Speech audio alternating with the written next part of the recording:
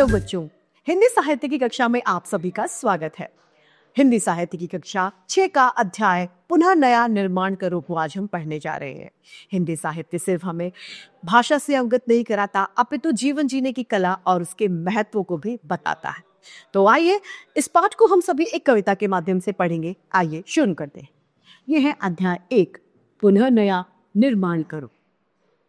इस कविता में पाठ परिचय के माध्यम से जानेंगे कि कवि नवयुग की आवश्यकताओं और चुनौतियों के अनुसार ही नया निर्माण करने के लिए आह्वान कर रहा है, बुला रहा है।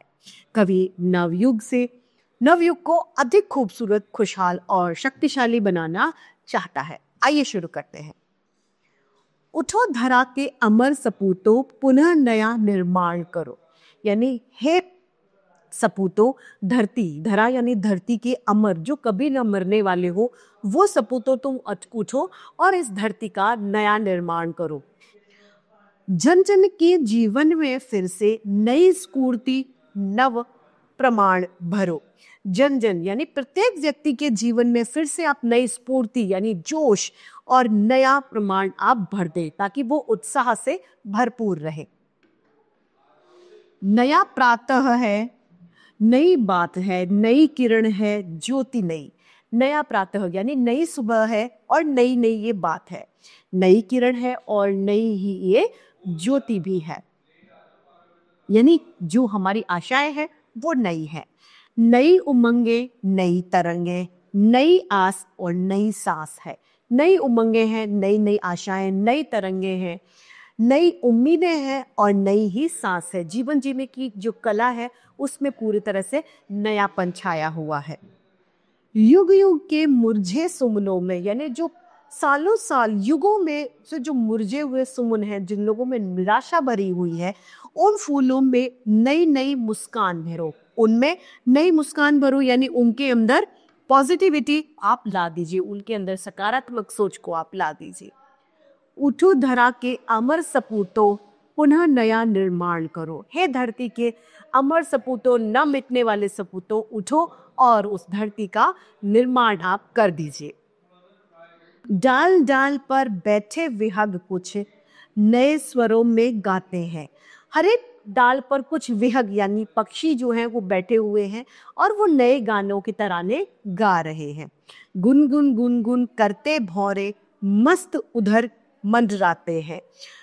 क्या कर रहे हैं? गुनगुना रहे हैं भौरे और मस्त यानी आनंदित उधर उठा रहे हैं।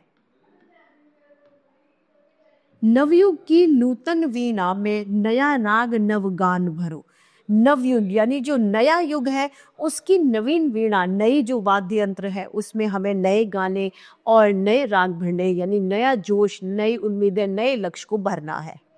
उठो धरा के अमर सपूतों, पुनः नया निर्माण करो। हे ये सपूतों, उठो और फिर से इस धरा का नया निर्माण करो। कली कली खिल रही इधर, वह फूल फूल मुस्काया है। एक एक कली खिल रही है और एक एक फूल हमारा मुस्कुरा रहा है। धरती माँ की आज हो रही नई सुनहरी काया है। और धरती माँ की काया कैसे हो रही है? शरीर कैसा हो रखा है? सुनहरी काया धरती माँ की हो रही है। काया अर्थात शरीर। नूतन मंगलमय ध्वनियों से गुंजित जग उद्यान करो।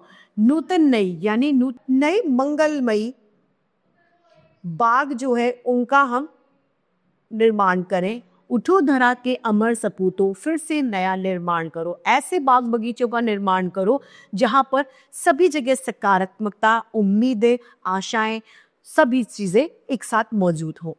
सरस्वती का पावन मंदिर, यह संपत्ति तुम्हारी है।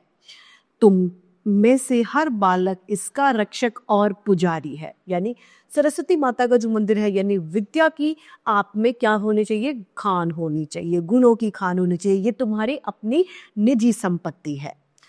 शत शत दीपक जला ज्ञान के, यानी 100 दीपक आपको ज्ञान के जलाने हैं।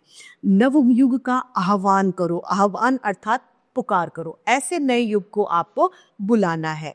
उठो धरा के अमर सपूतो, पुनः नया निर्माण करो। आपको उठना है और फिर से नए युग का, नए दौर का आपको निर्माण करना है। इस सुंदर सी कविता की रचयिता है द्वारिका प्रसाद माहेश्वरी। तो इसी के साथ हमारे हिंदी साहित्य की कक्षा आज समाप्त होती है और उम्मीद करती हूँ सभी को ये भलीभांति रूप से समझ में आई होगी। आज के लिए इतना ही, फिर मिलते हैं। धन्यवाद।